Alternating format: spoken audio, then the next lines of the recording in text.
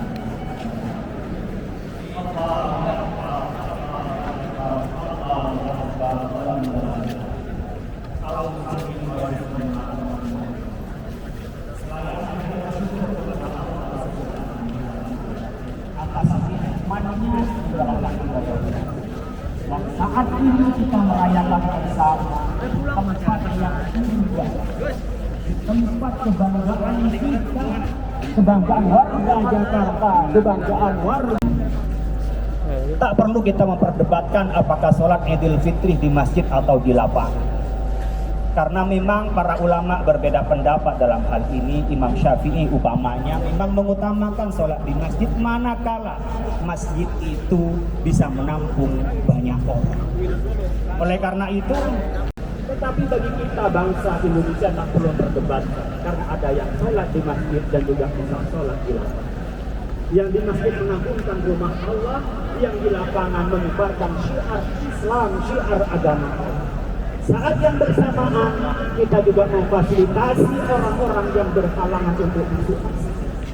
Para ibu yang hamil, para pemudi-pemudi kita yang head, ibu-ibu kita yang melahirkan, maksud saya, yang berhalangan untuk datang ke masjid, maka kita bisa mengajaknya untuk keluar bersama-sama dengan kita merayakan Idul Fitri. Hal ini ditegaskan oleh hadis Nabi Muhammad SAW yang diriwayatkan dari Ummi Atiyah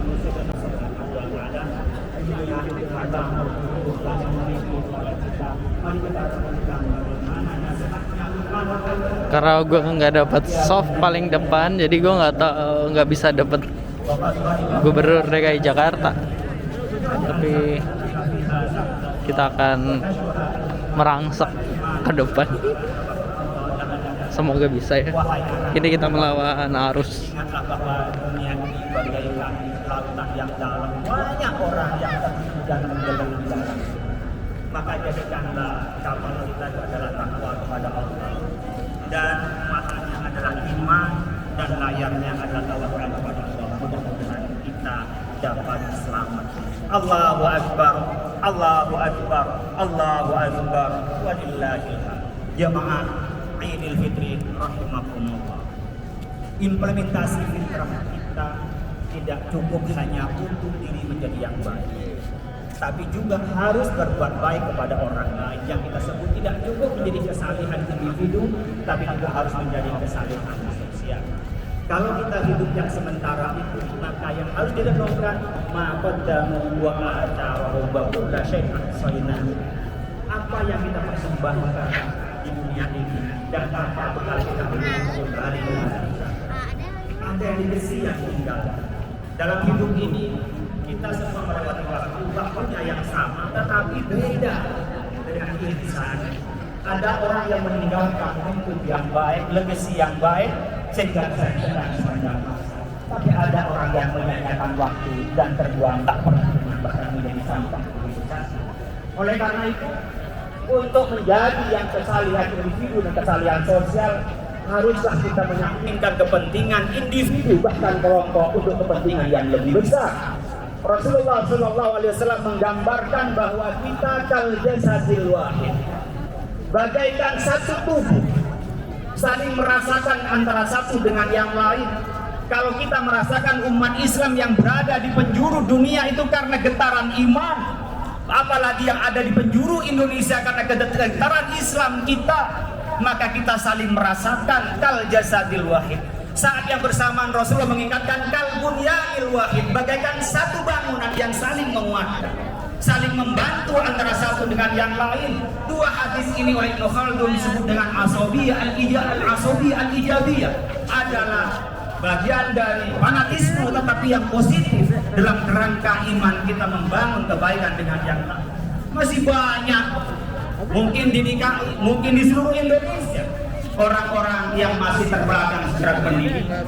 Bahkan juga masih banyak akibat pandemi ini yang terkena oleh dampaknya ekonomi. Masih ada 26,5 juta orang atau 9,71% menurut data BPS per September 21 orang miskin kita.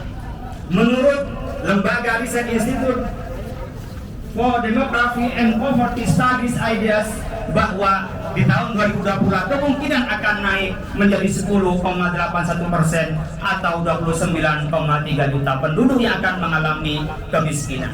Data ini bisa saja berubah, tetapi yang menjadi acuan kita adalah disinilah akan diketuk kefitrahan kita untuk peduli kepada yang lain. Ini adalah tanggung jawab kita, bukan hanya tanggung jawab individu, kelompok, atau pemerintah semata. Oleh karena itu perlu direnungkan trilogi ukhuwah yang dikumandangkan oleh tokoh Nahdlatul Ulama Ki Haji Ahmad Siddiq tentang ukhuwah Islamiyah, ukhuwah wataniyah, ukhuwah basyariyah. Bagaimana kita melakukan interaksi ini atas dasar iman sehingga bisa nilai di dunia dan nilai akhirat. Tidak kita berdasarkan diri kita ada dalam masing-masing bisa memetik buah yang kelak di akhirat. Ada ukhuwah wataniyah, kita jalin kesatuan, jalin kita untuk saling toleran atas persaudaraan sesama warga negara Indonesia. Bisa kita bangun bersama-sama karena kita sama-sama dari putra Nabi Adam dan Siti Hawa, sehingga kita membangun persaudaraan. Karena persaudaraan ini kita harus saling menguatkan dan kita saling menyatu untuk membangun kemajuan. Allahu Akbar, Allahu Akbar, Allahu Akbar, walillahil hamd. Di akhir khutbah ini saya ingin mengajak kepada kita semua yang hadir pada kesempatan ini di tempat yang megah dan indah kebanggaan kita, Jakarta International Stadium ini, untuk bersama-sama.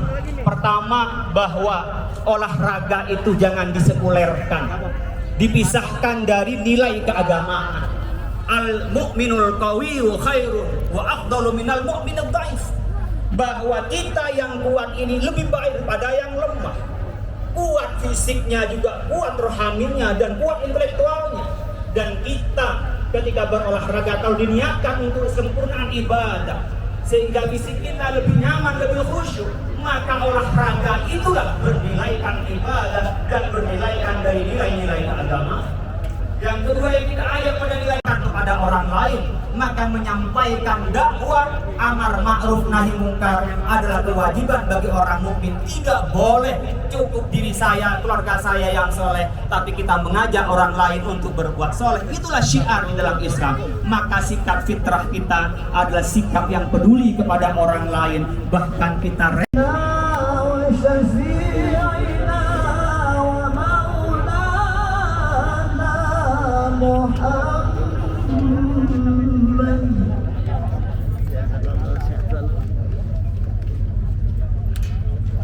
Allahu Akbar, Allahu Akbar, Allahu Akbar, Allahu Akbar, Allahu Akbar, Allahu Akbar, Allahu Akbar kabira walhamdulillah.